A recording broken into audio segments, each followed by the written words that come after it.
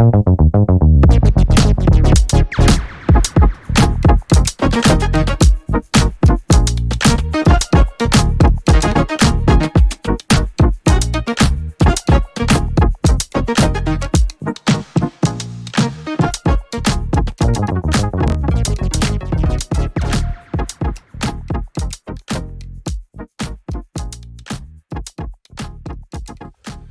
we're on our way to Disneyland now.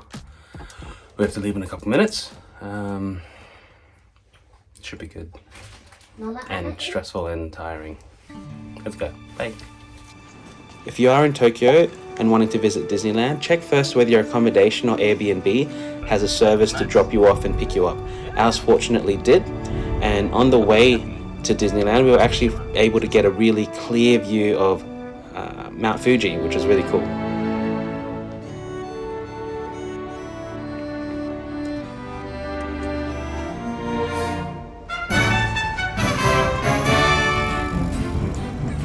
On a side note, when we first got to the Disneyland car park, we were greeted by an FC, one of my favorite cars from an anime I watched when I was a kid. This had the whole livery from the anime as well, which was really cool. My brother-in-law and I were fanboying, and we were taking videos and we took some photos. Then we had to say goodbye. Such an awesome way to start our Disneyland day. Or so we thought. Another crazy line. We got there 1 hour early and was clearly not early enough. Not only that, while we were lining up, we realized we had forgotten our printed tickets. Luckily, I had loaded our tickets onto our Disneyland app the night before, but then realized this entire area, even up until after the entrance gate, was a dead spot for us for our Wi-Fi and our phone internet. After about 30 minutes at the entrance gate, trying to scrounge around for the tiniest bit of internet or Wi-Fi, we were able to load our tickets on the Disneyland app and get through. What a relief. Let's go. She looks tired already. It looks like she's had a full day. Oh man. It's gonna be a big day. Say hi. Say hi. She's over it. Let's go. If you've ever been to a theme park before, you know that you won't be able to get through everything in one day. So our game plan for the day was to first, the moment you step in, get your priority pass for your second ride that you want to do. And then as you're doing that, rush to get in line for your first ride, which for us was Beauty and the Beast. After that, you just have to negotiate and find out which one on your priority list is available with the shortest wait time. So we've been in line for Beauty and the Beast for about 10 minutes now, and that's the back of the line there already, so we're at least progressing. But if you just make a note of that building, that will be a way we'll kind of keep track of where we're at in this line. Man, it's like 9:25 and everyone's already lining up for, I think, the parade. That's crazy. You don't need to grab too much, because if you grab too much, there won't be no more. Okay. Sorry, Bob. So you need to practice doing that by yourself. Okay, I'll do that. Alright. I don't even know how long we've been here in this line yet, but I think it's been like half an hour, and that's where that other building was that we had in front of us, so we haven't gone that far. Nope. I feel like Gaston's close by.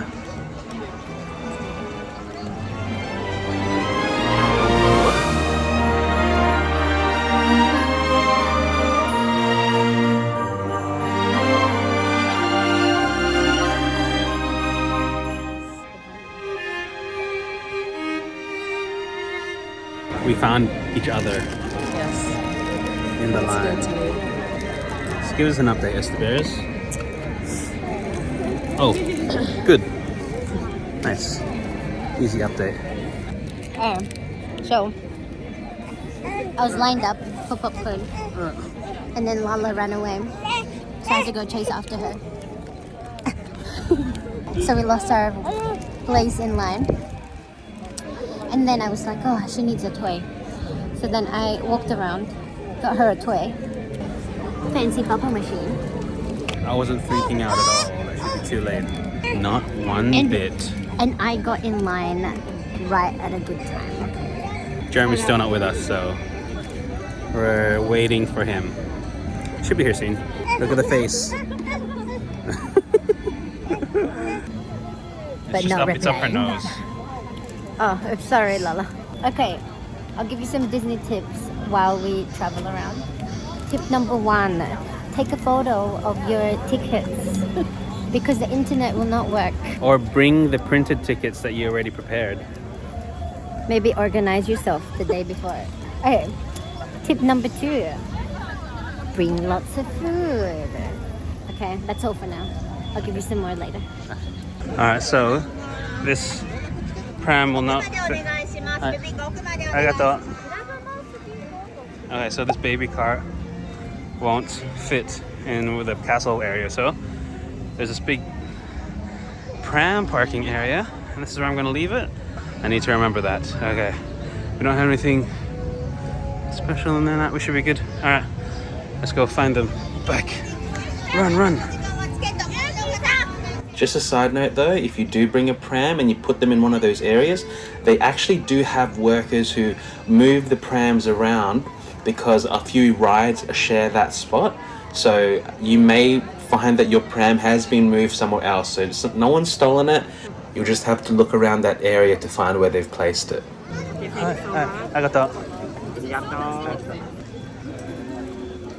How close are we? Too close. Too close. Where's Jeremy?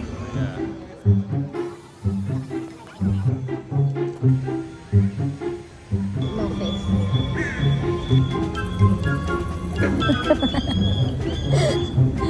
Okay, come on, hold on. Hold on.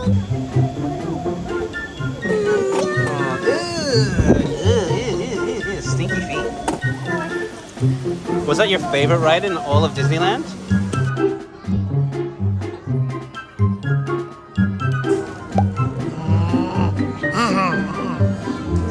Lala. Right, I can hold her. Dina. Where is she? Sorry? She does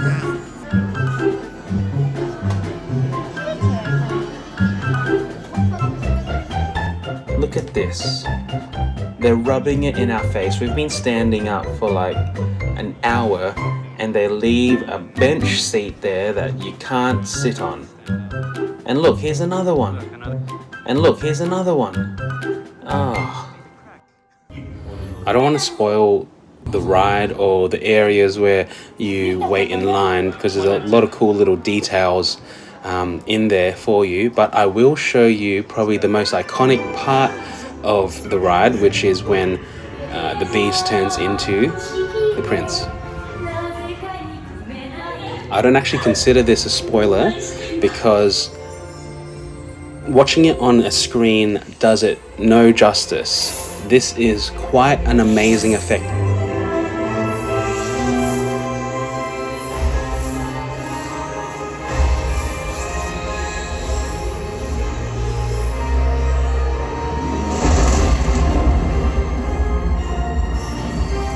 It's just a breathtaking effect, and I highly encourage you to go and see it for yourself.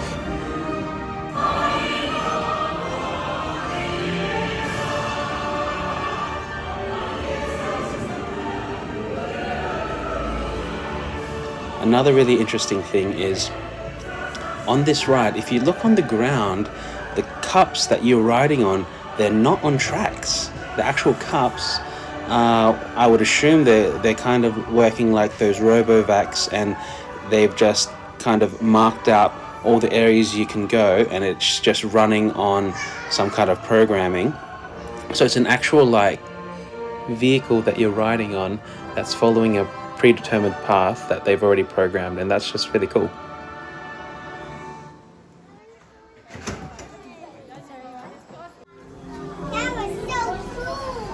After the Beauty and the Beast ride, we were pretty hungry, so we went to Tomorrowland for some lunch. And if you pick your timing right, you can actually have your lunch and watch the parade as well that passes right next to Tomorrowland.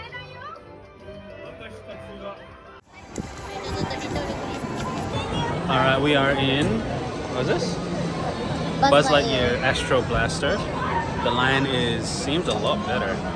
We got the priority pass, the 40th anniversary priority pass for $210. And we were able to get in 205.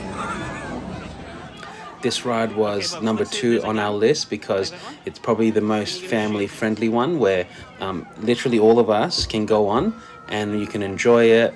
It's interactive, you get a little blaster, there's a lot of sounds and a lot of colors, and yeah, we just all had so much fun doing that.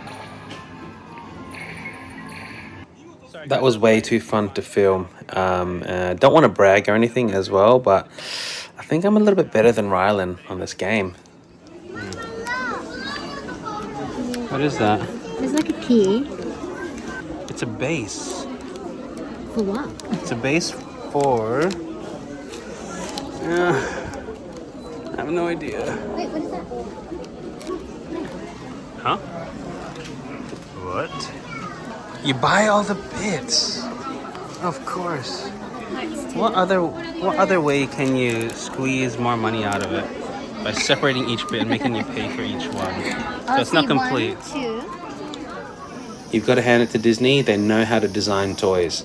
They can really grab children's attention. Even some adults. Alright, these are where the peasants are. I'm just kidding. The non-priority pass people. Big difference. I also love how the side quests of a lot of staff that walk around Disneyland is to pick little children and give them really cool kind of special edition stickers. Rylan got a lot of these and we tried to save them. Some she wanted to use straight away, but yeah, I think that was really cool. You hold it. We are very glad that we got the priority pass for the Buzz Lightyear ride. It was very popular. Guys, I think this is real. Look at that land, not bad. The Japanese know how to do it.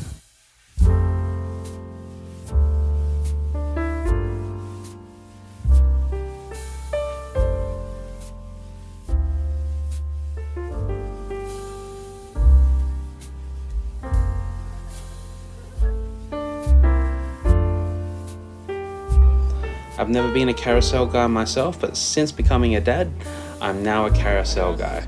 It just ticks so many boxes. The girls love it. It's easy to line up for. The lines are never really long, and if they are, the lines move quickly, and it's interactive. It just does it all. So we went on this carousel quite a few times, and I think the last time that we went, we just stayed on, and no one said anything. This was the Disney Princess Parade, which was really cool. It had all the colors, it had all the sounds, the music, and it just captivated our girls. They loved it so much. And Rylan was actually on the Dumbo ride, which is right next to where this parade goes. And so while they were on the ride, all the Disney princesses were passing him, and Rylan's favorite Disney princess, Elsa, actually stopped right in front of the Dumbo ride, and they did their little bit as they were going around on the ride, which was really cool.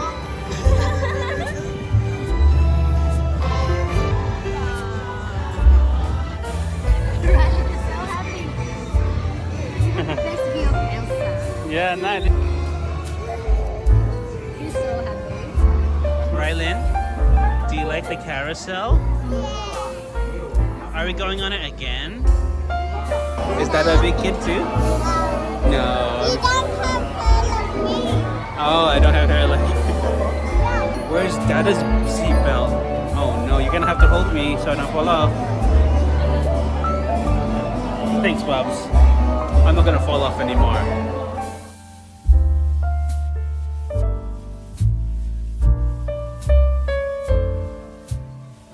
And And while we were waiting for our priority pass for the Monsters Inc. ride, we decided to see Mickey's PhilharMagic show because there just wasn't a really big line and the wait time was very short. So we filled our time up with that.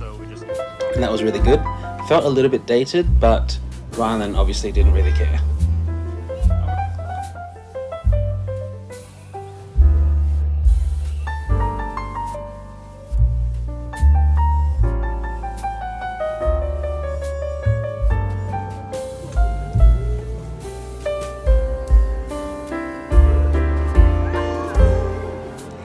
Again, the Monsters Inc. ride, very similar to Buzz Lightyear, but a lot of fun. You get a little flashlight, you flash it around, get some points, and that was just a really fun ride to do.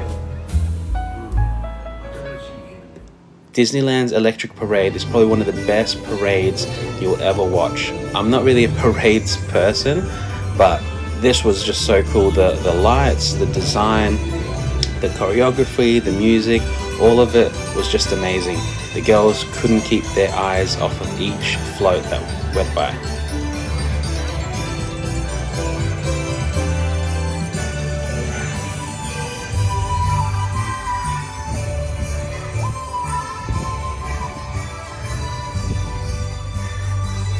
The electric parade is really good. It was so good, but it was so cold. I think it's like... We're currently frozen. It is 7 degrees. Oh my gosh. It's so cold. We're gonna get some popcorn. Better be warm. Look at these kids. Not a care in the world. After this, we visited Minnie's house, which is a really cool interactive house. You can actually walk in and you can interact with basically everything in there. And they had some really cool little effects and things that Rylan and Lala can play with. If you do have little kids, please make sure to visit the baby center. You can actually buy a lot of things for your baby there. You can buy nappies and food and all of that. And there's a little lounge area and toilet area for yourself and your kids. And as you'd expect, we had fireworks as well at the end of the day.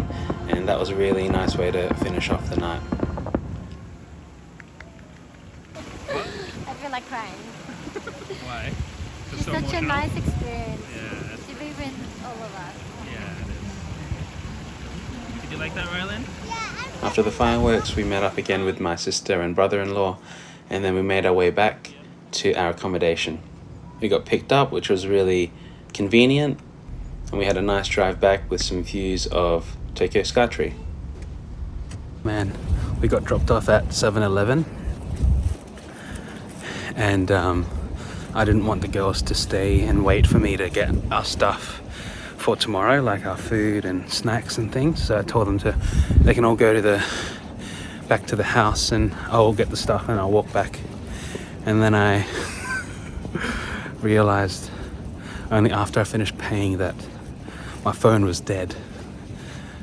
But good thing I brought my backpack with me. I did have a power bank there, so obviously filming right now, but I can at least search for the place and actually find my way, because it's actually a bit of a maze getting through these side streets.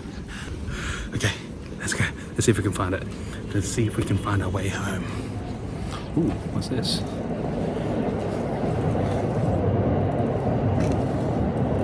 I was just at 7-Eleven. I don't need this. We don't need this. Let's go. All right, we made it.